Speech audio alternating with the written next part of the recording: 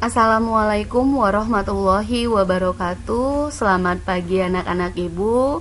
Masih bersama Ibu Eliana Marita. Kita akan bertemu kembali dalam pembelajaran daring kimia di minggu yang kedua ini.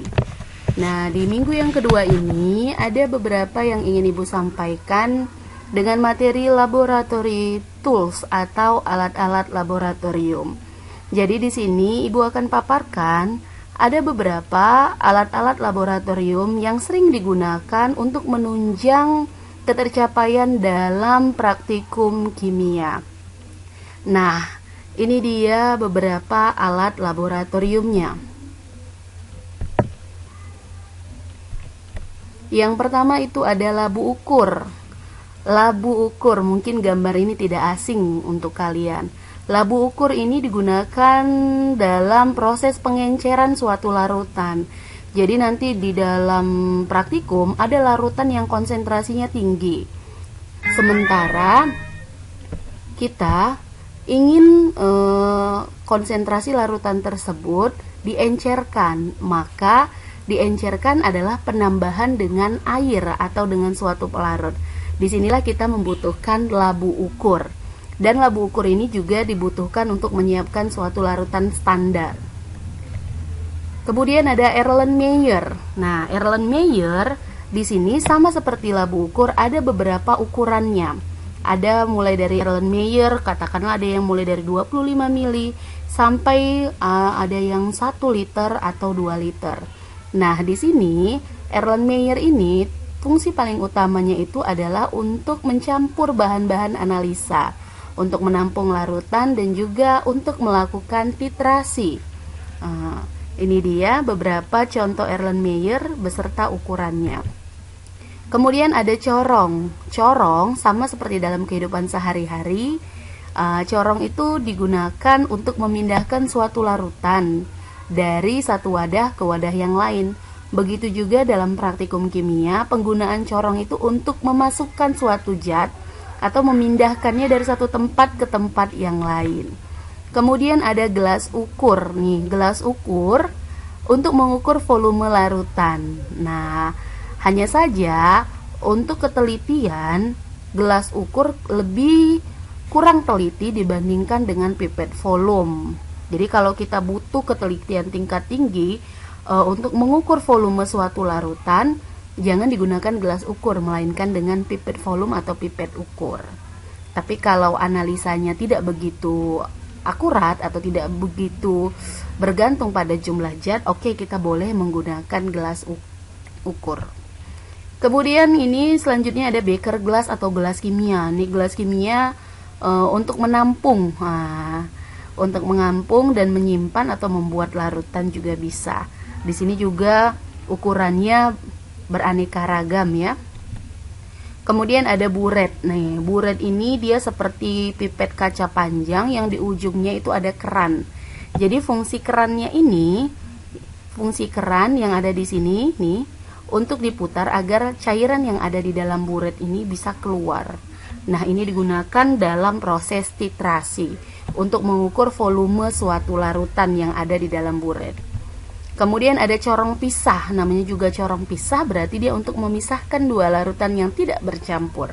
Tidak bercampur karena apa? Karena berbeda massa jenisnya. Kemudian ada kondensor. Kondensor ini digunakan dalam proses destilasi. Jadi nanti dia ada ujungnya dua, di bawah dan di atas. Yang pertama ini untuk air masuk, yang di atas untuk air keluar.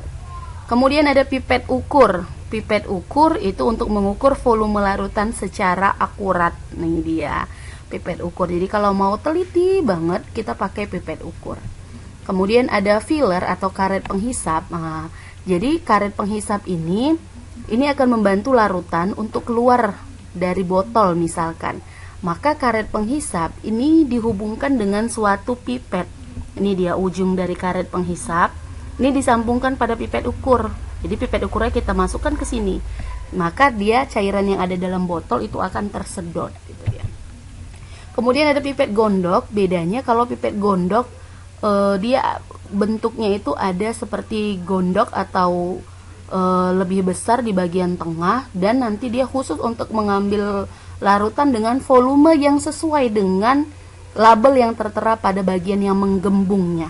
Nah, pada bagian menggembung ini misalkan kalau 1 mili, nah nanti di larutan yang kita ambil sesuai dengan jumlah yang ada di dalam pipet itu. Kemudian ada pipet tetes. Pipet tetes untuk meneteskan atau mengambil larutan yang jumlahnya sedikit. Ada batang pengaduk, jelas batang pengaduk untuk mengaduk suatu campuran yang sedang berlangsung. Kemudian ada tabung reaksi.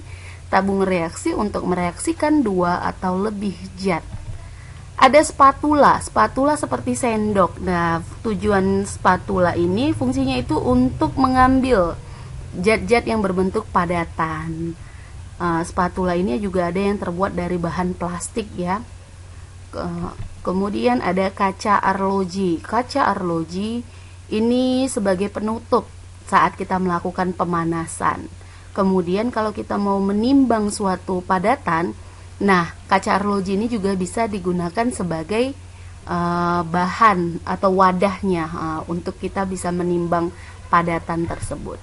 Kemudian ada rak tabung. Rak tabung ketika kita membutuhkan banyak tabung reaksi dalam suatu percobaan, kan nggak mungkin tabungnya itu kita pegang, maka kita bisa menyusun tabung tersebut ke dalam rak tabung. Ada penjepit tabung. Kadangkala ada reaksi kimia di mana tabungnya itu, cairan yang di dalam itu mau kita panaskan. Maka ketika dipanaskan, kita membutuhkan yang namanya penjepit tabung reaksi. Kemudian ada mortal dan pasle tadi ya. Oke, mortal dan pasle ini sama seperti kalau punya orang tua atau punya ibu di rumah itu ada lumpang dan alu untuk menghaluskan. Nah, kalau dalam praktikum kimia namanya mortal dan pasle. Ini juga berfungsi untuk menghaluskan zat yang masih bersifat padat atau kristal. Ada cawan penguap. Cawan penguap ini sebagai wadah ketika suatu bahan itu mau kita lakukan penguapan. Kemudian ada statif dan klem. Statif dan klem ini untuk menjepit, kalau tadi ada buret yang panjang yang ada keran, maka itu dijepit nanti di statif dan klem. Nah, ini dia di bagian sebelah sini nih, dijepit bagian atas dan bagian bawahnya. Kemudian ada pembakar spiritus di terakhir. Pembakar spiritus ini digunakan untuk membakar zat atau untuk memanaskan suatu larutan. Nah, kalau zatnya mau kita bakar, itu kita bisa jepit. Kalau dia di dalam tabung, maka kita jepit tabungnya, kemudian kita bakar dengan pembakar spiritus. Nah, demikian pengenalan alat-alat laboratorium, laboratory tools. Kalau ada yang ingin kalian tanyakan, kita lanjut di WA group atau di classroom kita. Dan ada beberapa tugas yang mau Ibu sampaikan. Wabillahi taufiq wal hidayah. Assalamualaikum warahmatullahi wabarakatuh. Selamat pagi anak-anak Ibu.